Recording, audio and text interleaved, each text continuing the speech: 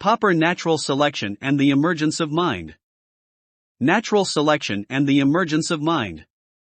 Delivered at Darwin College, Cambridge, November 8, 1977. A shortened version is available as an audio recording. It is a great honor to have been invited to give the first Darwin lecture at Darwin College, in Cambridge, which of all universities is most closely connected with Charles Darwin and the Darwin family. When I received the invitation, I was worried whether or not I should accept it. I am not a scientist, nor am I a historian. There are Darwin scholars devoted to studying his life and his times, but I have done nothing of the kind. For these reasons, I suppose I ought to have declined the invitation. Yet it was an extremely kind and pressing invitation, and those who invited me were obviously well aware of the fact that I was neither a biologist nor a Darwin scholar, but simply an amateur. In the end I did accept, choosing as my topic a theme which, I believe, is closely linked to two of Darwin's central interests, natural selection and the evolution of mind. However, in the first Darwin lecture a few words should be said about Charles Darwin himself, even by one who has no special qualifications to speak of him. So I may just as well start by saying that Darwin's face and Darwin's name belong to my earliest childhood memories. In my father's study in Vienna there were two striking portraits, the portraits of two old men. They were the portraits of Arthur Schopenhauer and of Charles Darwin. I must have questioned my father about these two men, even before I had learned to read. Schopenhauer's portrait was interesting, though I was not very attracted by it. But Darwin looked most attractive. He had a long white beard, even longer than my father's beard, and he wore a strange dark cloak, a kind of raincoat without sleeves. He looked very friendly and very quiet, but a little sad, and a little lonely.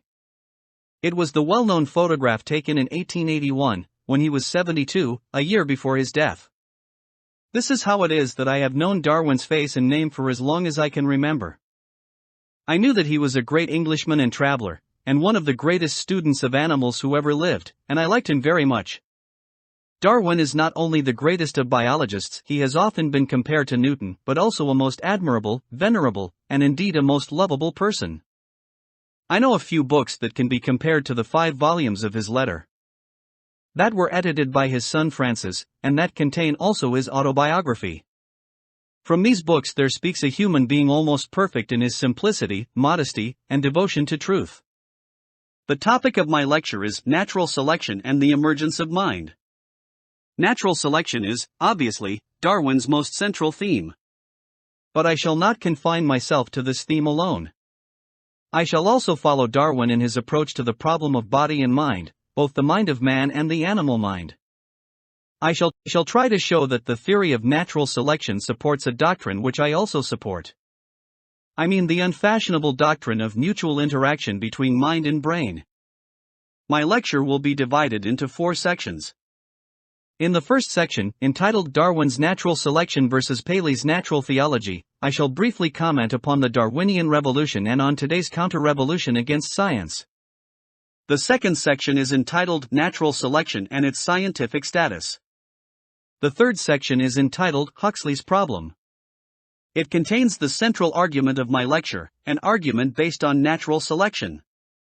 It is an argument for mutual interaction between mind and brain, and against T.H. Huxley's view that the mind is an epiphenomenon. It is also an argument against the so-called identity theory, the now fashionable theory that mind and brain are identical. The fourth section, entitled Remarks on the Emergence of Mind, concludes with a few speculative suggestions on what seems to be the greatest marvel of our universe, the emergence of mind and, more especially, of consciousness. 1. Darwin's Natural Selection versus Paley's Natural Theology. The first edition of Darwin's Origin of Species was published in 1859. In a reply to a letter from John Lubbock, thanking Darwin for an advance copy of his book, Darwin made a remarkable comment about William Paley's book Natural Theology, which had been published half a century before. Darwin wrote, "I do not think I hardly ever admired a book more than Paley's Natural Theology. I could almost formerly have said it by heart." 1 year later in his autobiography Darwin wrote of Paley that the careful study of his works was the only part of the academical course in Cambridge which was of the least use to me in the education of my mind too. 1. The Life and Letters of Charles Darwin, edited by his son Francis Darwin, London, John Murray, 1887, subsequently cited as L. Volume 2, page 219. The portrait of Darwin described in the lecture forms the frontispiece to Volume 3. 2, L. Volume I, page 47. I have started with these quotations because the problem posed by Paley became one of Darwin's most important problems. It was the problem of design. The famous argument from design for the existence of God was at the center of Paley's theism. If you find a watch, Paley argued, you will hardly doubt that it was designed by a watchmaker. So if you consider a higher organism, with its intricate and purposeful organs such as the eyes, then, Paley argued, you are bound to conclude that it must have been designed by an intelligent creator. This is Paley's argument from design. Prior to Darwin, the theory of special creation, that each species was designed by the creator, had been widely accepted, only in the University of Cambridge, but also elsewhere, by many of the best scientists. There were of course alternative theories in existence, such as Lamarck's. Hume had earlier attacked, somewhat feebly, the argument from design, but Paley's theory was in those days the one most seriously entertained by serious scientists. It is almost unbelievable how much the atmosphere changed as a consequence, he publication, in 1859, of The Origin of Species. The place of an argument really had no status whatever in science has been taken by an immense number of the most impressive and well-tested scientific results. Our whole outlook, picture of the universe, has changed, as never before. The Darwinian revolution is still proceeding. But now we are also in the midst of a counter-revolution, a strong reaction against science and against rationality. I feel that it is necessary to take sides in this issue, if only briefly, and also, in a Darwin lecture, to indicate where Darwin himself stood. My position, very briefly, is this. I am on the side of science and of rationality, but I am against those exaggerated claims for science that have sometimes been, rightly, denounced as scientism. I am on the side of the search for truth, of intellectual daring in the search for truth, but I am against intellectual arrogance, and especially against the misconceived claim that we have the truth in our pockets, or that we can approach certainty. It is important to realize that science does not make assertions about ultimate questions, about the riddles of existence, or about man's task in this world. This has often been well understood. But some great scientists, and many lesser ones, have misunderstood the situation. The fact that science cannot make any pronouncement about ethical principles has been misinterpreted as indicating that there are no such principles, while in fact the search for truth presupposes ethics. And the success of Darwinian natural selection in showing that the purpose or end which an organ like the eye seems to serve may be only apparent has been misinterpreted as the nihilist doctrine that all purpose is only apparent purpose, and that there cannot be any end or purpose or meaning or task in our life. Although Darwin destroyed Paley's argument from design by showing that what appeared to Paley as purposeful design could well be explained as the result of chance and of natural selection, Darwin was most modest and undogmatic in his claims. He had a correspondence about divine design with Asa Gray of Harvard, and Darwin wrote to Gray, 1 year after The Origin of Species, about design. I am conscious that I am in an utterly hopeless muddle. I cannot think that the world, as we see it, is the result of chance, and yet I cannot look at each separate thing as the result of design. 3 and a year later Darwin wrote to Gray, with respect to design, I feel more inclined to show a white flag than to fire a shot. You say that you are in a haze, I am in thick mud, yet I cannot keep out of the question of 4. 3, L, Volume 2, page 353. 4, L, Volume 2, page 382. To me it seems that the question may not be within the reach of science. And yet I do think that science has taught us a lot about the evolving universe that bears in an interesting way on Paley's and Darwin's problem of creative design. I think that science suggests to us, tentatively of course, a picture of a universe that is inventive or even creative, of a universe in which new things emerge on new levels. 5. CPKG Denby, The Inventive Universe, London, Hutchinson, 1975. There is, on the first level, the theory of the emergence of heavy atomic nuclei in the center of big stars, and, on a higher level, the evidence for the emergence somewhere in space of organic molecules. On the next level, there is the emergence of life. Even if the origin of life should one day become reproducible in the laboratory, life creates something that is utterly new in the universe, the peculiar activity of organisms, especially the often purposeful actions of animals, and animal problem solving. All organisms are constant problem solvers, even though they are not conscious of most of the problems they are trying to solve. On the next level, the great step is the emergence of conscious states. With the distinction between conscious states and unconscious states, again something utterly new and of the greatest importance enters the universe. It is a new world, the world of conscious experience. On the next level, this is followed by the emergence of the products of the human mind, such as the works of art, and also the works of science, especially scientific theories. I think that scientists, however skeptical, are bound to admit that the universe, or nature, or whatever we may call it, is creative. For it has produced creative men, it has produced Shakespeare and Michelangelo and Mozart, and thus indirectly their works. It has produced Darwin, and so created the theory of natural selection. Natural selection has destroyed the proof for the miraculous specific intervention of the Creator. But it has left us with the marvel of the creativeness of the universe, of life, and of the human mind. Although science has nothing to say about a personal creator, the fact of the emergence of novelty, and of creativity, can hardly be denied.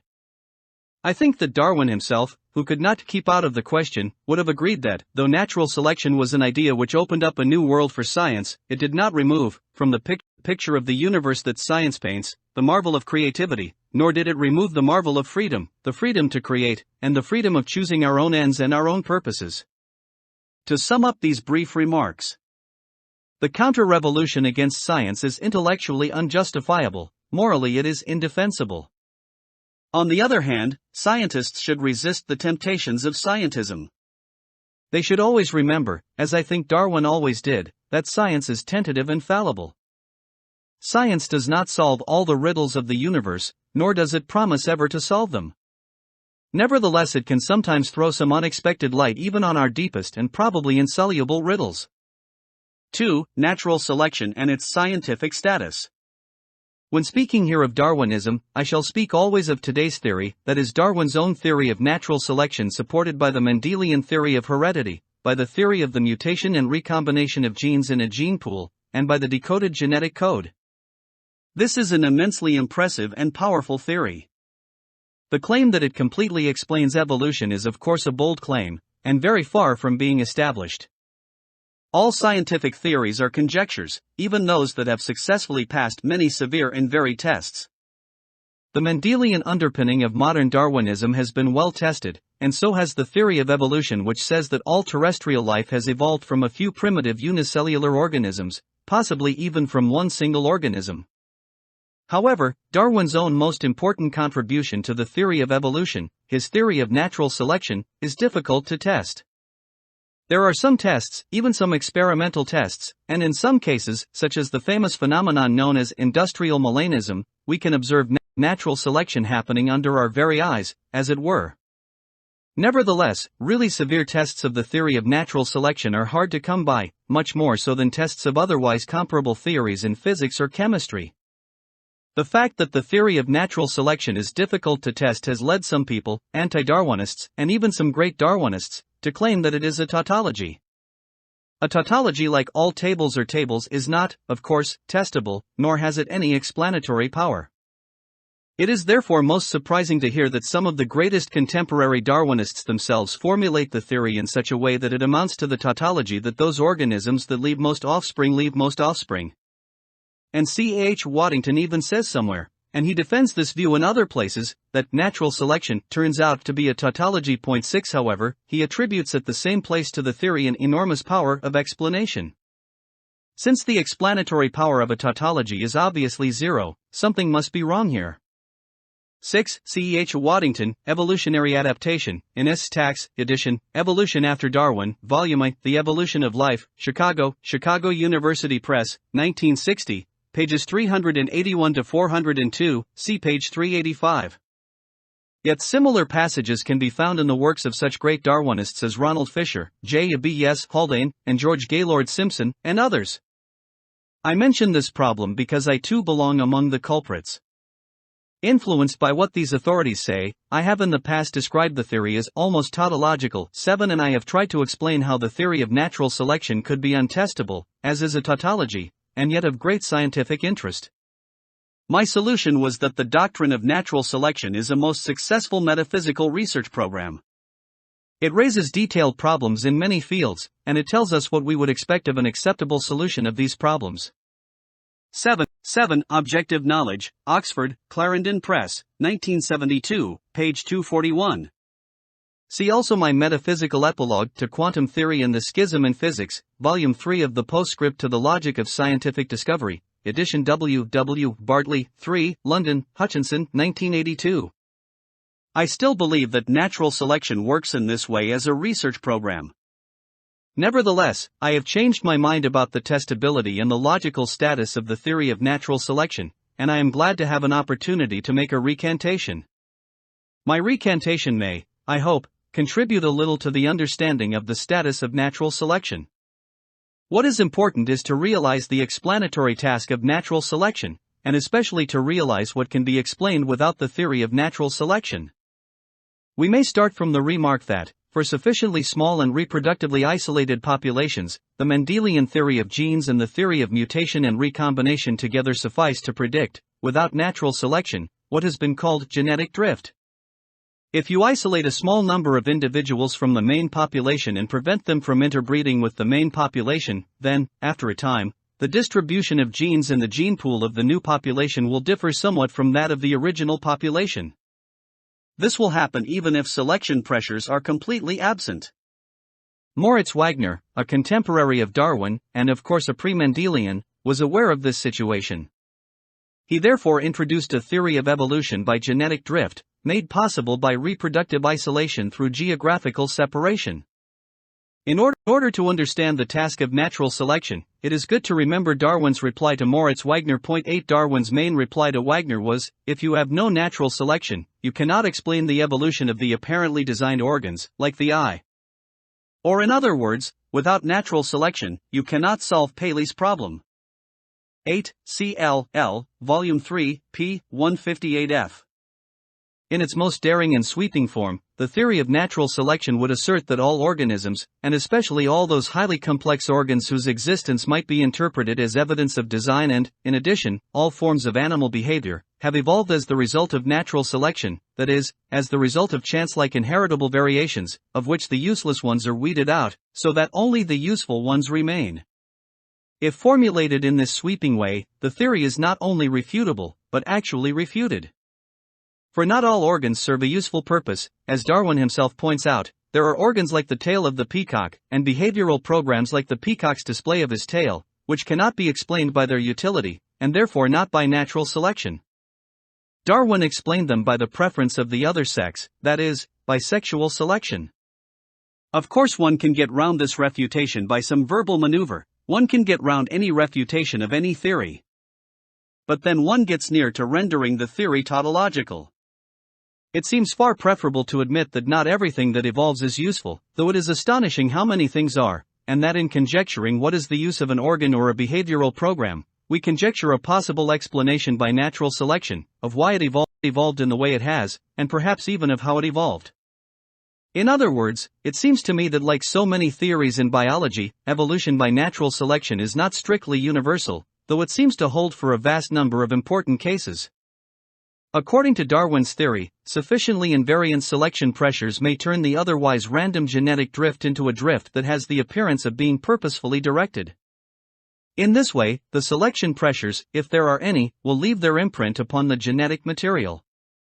It may be mentioned, however, that there are selection pressures that can operate successfully over very short periods. One severe epidemic may leave alive only those who are genetically immune. I may now briefly sum up what I have said so far about Darwin's theory of natural selection. The theory of natural selection may be so formulated that it is far from tautological. In this case, it is not only testable, but it turns out to be not strictly universally true. There seem to be exceptions, as with so many biological theories, and considering the random character of the variations on which natural selection operates, the occurrence of exceptions is not surprising. Thus, not all phenomena of evolution are explained by natural selection alone. Yet in every particular case it is a challenging research program to show how far natural selection can possibly be held responsible for the evolution of a particular organ or behavioral program. It is of considerable interest that the idea of natural selection can be generalized. In this connection, it is helpful to discuss the relation between selection and instruction. While Darwin's theory is selectionist, the theistic theory of Paley is instructionist. It is the creator who, by his design, molds matter and instructs it which shape to take. Thus, Darwin's selectionist theory can be regarded as a theory that explains by selection something that looks like instruction. Certain invariant features of the environment leave their imprint on the genetic material as if they had molded it, while in fact, they selected it. Many years ago, I visited Bertrand Russell in his rooms at Trinity College, and he showed me a manuscript of his in which there was not a single correction for many pages. With the help of his pen, he had instructed the paper. This is very different indeed from what I do. My own manuscripts are full of corrections, so full that it is easy to see that I am working by something like trial and error, by more or less random fluctuations from which I select what appears to me fitting. We may pose the question whether Russell did not do something similar, though only in his mind, and perhaps not even consciously, and at any rate very rapidly. For indeed, what seems to be instruction is frequently based upon a roundabout mechanism of selection, as illustrated by Darwin's answer to the problem posed by Paley. I suggest that we might try out the conjecture that something like this happens in many cases. We may indeed conjecture that Bertrand Russell produced almost as many trial formulations as I do, but that his mind worked more quickly than mine in trying them out and rejecting the non-fitting verbal candidates. Einstein somewhere says that he produced and rejected an immense number of hypotheses before hitting on, and first rejecting, the equations of general relativity. Clearly, the method of production and selection is one that operates with negative feedback. More than 40 years ago, I proposed the conjecture that this is also the method by which we acquire our knowledge of the external world. We produce conjectures, or hypotheses, try them out, and reject those that do not fit. This is a method of critical selection, if we look at it closely. From a distance, it looks like instruction or, as it is usually called, induction. What a painter does is often strikingly similar. He puts on his canvas a spot of color and steps back to judge the effect, in order either to accept it, or to reject it and to go over the spot again.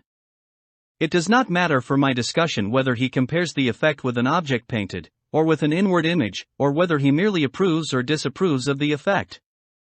What is important here has been described by Ernst Gombrich by the excellent phrase "making comes before matching." Point 9. This phrase can be applied with profit to every case of selection, in particular to the method of producing and testing hypotheses, which includes perception, and especially Gestalt perception. Of course, the phrase "making comes before matching" can be applied also to Darwinian selection. The making of many new genetic variants precedes their selection by the environment, and thus their matching with the environment. The action of the environment is roundabout because it must be preceded by a partly random process that produces, or makes, the material on which selection, or matching, can operate. 9. SC under making comes before matching in the index of E. E. Gombrich, Art and Illusion, London, Faden, 1960 and later editions. One of the important points about this roundabout method of selection is that it throws light on the problem of downward causation, to which Donald Campbell and Roger Sperry have called attention. Point 10. 10. C. D. T. Campbell, Downward Causation in Hierarchically Organized Biological Systems, in F. J. Ayala and T. Dobzhansky, eds. Studies in the Philosophy of Biology, London, Macmillan, 1974, pages 179-86, R. W. Sperry, A Modified Concept of Consciousness, Psychological Review 76, 1969, 532-36, and Lateral Specialization in the Surgically Separated Hemispheres, in F0. Schmidt and F. G. Wardens, eds. The Neurosciences, 3rd Study Program, Cambridge, Massachusetts, MIT Press, 1973, pages 5-19. We may speak of downward causation whenever a higher structure operates causally upon its substructure. The difficulty of understanding downward causation is this. We think we can understand how the substructures of a system cooperate to affect the whole system, that is to say, we think that we understand upward causation. But the opposite is very difficult to envisage. For the set of substructures, it seems, interacts causally in any case, and there is no room, no opening, for an action from above to interfere. It is this that leads to the heuristic demand that we explain everything in terms of molecular or other elementary particles, a demand that is sometimes called reductionism. I suggest that downward causation can sometimes at least be explained as selection operating on the randomly fluctuating elementary particles. The randomness of the movements of the elementary particles, often called molecular chaos, provides, as it were, the opening for the higher level structure to interfere. A random movement is accepted when it fits into the higher level structure, otherwise it is rejected. I think that these considerations tell us a lot about natural selection. While Darwin still worried that he could not explain variation, and while he felt uneasy about being forced to look at it as chance-like, we can now see that the chance-like character of mutations, which may go back to quantum indeterminacy, explains how the abstract invariances of the environment, the somewhat abstract selection pressures, can, by selection, have a downward effect on the concrete living organism, an effect that may be amplified by a long sequence of generations linked by heredity. The selection of a kind of behavior out of a randomly offered repertoire may be an act of choice, even an act of free will. I am an indeterminist, and in discussing indeterminism I have often regretfully pointed out that quantum indeterminacy does not seem to help us. 11 For the amplification of something like, say, radioactive disintegration processes would not lead to human action or even animal action, but only to random movements. This is now the leading two-stage model of free will. I have changed my mind on this issue. Point 12 A choice process may be a selection process, and the selection may be from some repertoire of random events, without being random in its turn. This seems to me to offer a promising solution to one of our most vexing problems, and one by downward causation. 11. CP My Objective Knowledge, Chapter 6, pages 226 to 29. 12. See also page 540 of J. C. Eccles and K. R. Popper, The Self and Its Brain, Berlin, Heidelberg, London, New York, Springer Verlag, 1977. 3. Huxley's Problem. C. Skinner, The Denial of the Existence of Mind is a view that has become very fashionable in our own time. Mind is replaced by what is called verbal behavior. Darwin lived to see the revival of this view in the 19th century. His close friend, Thomas Henry Huxley, proposed the thesis that animals, including men, are automata. Huxley did not deny the existence of conscious or subjective experiences, as do now some of his successors, but he denied that they can have any effect whatever on the machinery of the human or animal body, including the brain. It may be assumed, Huxley writes, Sup 13, that molecular changes in the brain are the causes of all the states of consciousness. But is there any evidence that these states of consciousness may, conversely, cause molecular changes in the brain, which give rise to muscular motion? This is Huxley's problem. He answers it as follows: I see no such evidence. Consciousness appears to be related to the mechanism of the body simply as a collateral product of its working. Consciousness appears to be completely without any power of modifying the working of the body, just as the steam whistle of a locomotive engine is without influence upon its machinery. 13. C.T.H. Huxley, on the hypothesis that animals are automata, and its history, 1874, Chapter 5 of his Method and Results, London, Macmillan, 1893, pages 239 to 40. While the passage quoted in the text refers to animals, Huxley follows it up, a few pages later, by saying, to the best of my judgment, the argumentation which applies to brutes holds equally good of men, and, therefore, all states of consciousness in us, as in them, are immediately caused by molecular changes of the brain substance. It seems to me that in men, as in brutes, there is no proof that any state of consciousness is the cause of change in the motion of the matter of the organism. We are conscious automata. Ibid, pages 243 to 44. I have discussed these views of Huxley's in my paper Some Remarks on Panpsychism and Epiphenomenalism in Dialectica, Volume 31, Notes 1 to 2, 1977, pages 177 to 86, and in my contribution to The Self and Its Brain, see Note 12 above. Huxley puts his question sharply and clearly. He also answers it sharply and clearly.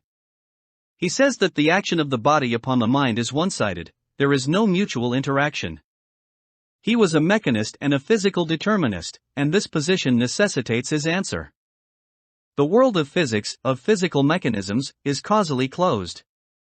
Thus a body cannot be influenced by states of consciousness.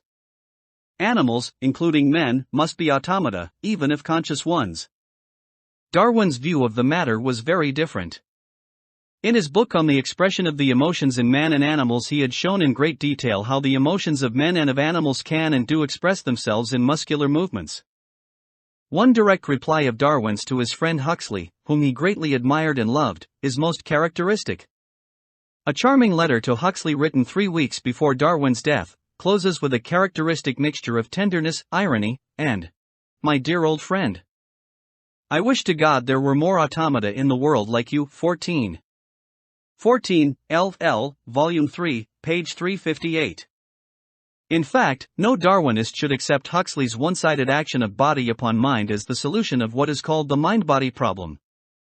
In his essay of 1844, in his Origin of Species, and even more so in his much larger manuscript on natural selection, Darwin discussed the mental powers of animals and men, and he argued that these are a product of natural selection.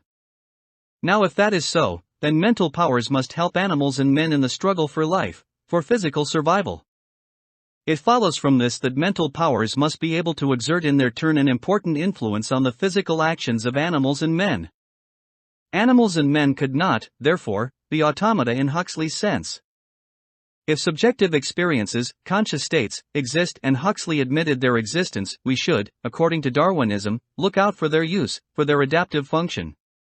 As they are useful for living, they must have consequences in the physical world.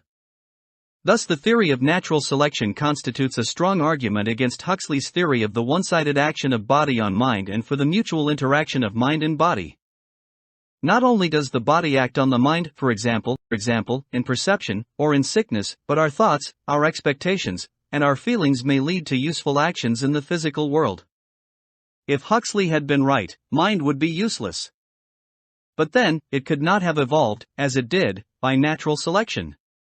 My central thesis here is that the theory of natural selection provides a strong argument for the doctrine of mutual interaction between mind and body, or, perhaps better, between mental states and physical states. Of course, I am very much aware of the fact that the doctrine of mutual interaction is utterly old-fashioned. Still, I propose to defend interaction and old-fashioned dualism, except that I reject the existence of so-called substances. I even defend pluralism, since I hold that there are 3, or perhaps more, interacting levels or regions or worlds: the world 1 of physical things, or events, or states, or processes, including animal bodies and brains, the world 2 of mental states, and the world 3 that consists of the products of the human mind, especially of works of art and of scientific theories. I am afraid that I do not have time to say more about World 3 here. I must confine myself to formulating the conjecture that the World 1 of physical objects, and the World 2 of mental states, interact, and that the World 3 of scientific theories, for example of medical theories, also strongly interacts with the world of physical objects, via the psychological world 2. The present fashion is either to deny that anything like mental experience exists, or to assert that mental experiences are somehow or other identical with physical states of the central nervous system. I do not think the first of these fashions, the suggestion that we don't have experiences, is very interesting. For we have good intersubjective tests of the hypothesis that we do have such experiences. And all that ever seems to have been said against our hypothesis is that the universe would be a simpler place by far if we did not have experiences, or since we do have them, if only we could keep mum about them. However, there is what seems to be a more serious position than the bare denial of mind. It is the currently most fashionable theory that mental states are in some sense identical with physical states, the so-called identity theory of body and mind. Against the identity theory, I think that I can use the same argument from natural selection that I used against Huxley. The identity theory seems to me to be incompatible with the theory of natural selection. For according to the identity theory, the world of physical objects or states is closed. All causation is physical causation. Thus even the identity theorist who admits consciousness cannot attribute to it any independent causal function in the physical world. 15 It cannot have evolved by natural selection. The situation of the identity theorists is the same as that of Th. Huxley. 15. If, as Spinoza says, the order and connection of things is the same as the order and connection of ideas, then the order and connection of ideas is, from an evolutionary or Darwinian point of view, clearly redundant for the identity theorist. 4. Remarks on the emergence of mind. I conjecture that life, and later also mind, have evolved or emerged in a universe that was, up to a certain time, lifeless and mindless. Life, or living matter, somehow emerged from non-living matter, and it does not seem completely impossible that we shall one day know how this happened. Things look far more difficult with the emergence of mind. While we think we know some of the preconditions of life, and some of the substructures of primitive organisms, we do not have the slightest idea on which evolutionary level mind emerges. H.S. Jennings said in 1906, in his great book on the behavior of the lower organisms, that, in observing the behavior of the amoeba, he could hardly help attributing to it consciousness. On the other hand, some students of biology and some students of human language do not wish to attribute mind or consciousness to any animal except man. And, as I have mentioned before, there are philosophers who deny the existence of mind altogether, who regard talk of mind or of conscious states as sheer babble, as a verbal habit that is bound to disappear, like talk about witches, with the progress of science, especially of brain research.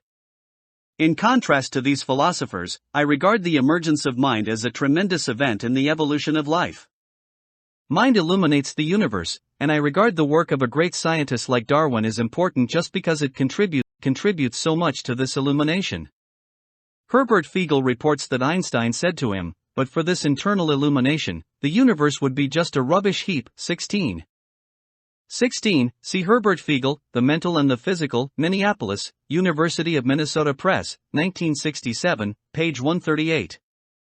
I have made a small change to the wording. As I said earlier, I think we have to admit that the universe is creative, or inventive. At any rate, it is creative in the sense in which great poets, great artists, and great scientists are creative. Once there was no poetry in the universe, once there was no music. But then, later, it was there. Obviously, it would be no sort of explanation to attribute to atoms, or to molecules, or even to the lower animals, the ability to create, or perhaps to protocreate, a forerunner of poetry, called proto-poetry. I think it is no better explanation if we attribute to atoms or molecules a proto-psyche, as do the panpsychists.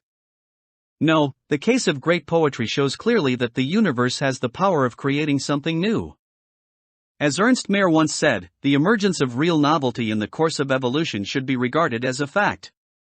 In view of the difficulty, if not the impossibility, of testing the conjectural ascription of mental powers to animals, speculation about the origin of mind in animals will probably never grow into a testable scientific theory. Nevertheless, I will briefly offer some speculative conjectures. At any rate, these conjectures are open to criticism, if not to tests. I will start from the idea, stressed by ethologists such as Thorpe, that the behavior of animals, like that of computers, is programmed, but that unlike computers, animals are self-programmed. The fundamental genetic self-program is, we may assume, laid down in the coded DNA tape. There are also acquired programs due to nurture, but what can be acquired and what cannot? The repertoire of possible acquisitions is itself laid down in the form of the fundamental genetic self-program, which may even determine the probability or propensity of making an acquisition. We may distinguish two kinds of behavioral programs, closed behavioral programs and open behavioral programs, as Mayr calls them. 17. A closed behavioral program is one that lays down the behavior of the animal in great detail.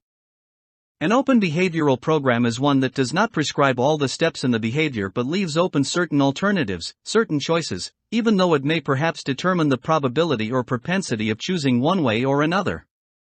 The open programs evolve, we must assume, by natural selection, due to the selection pressure of complex and irregularly changing environmental situations.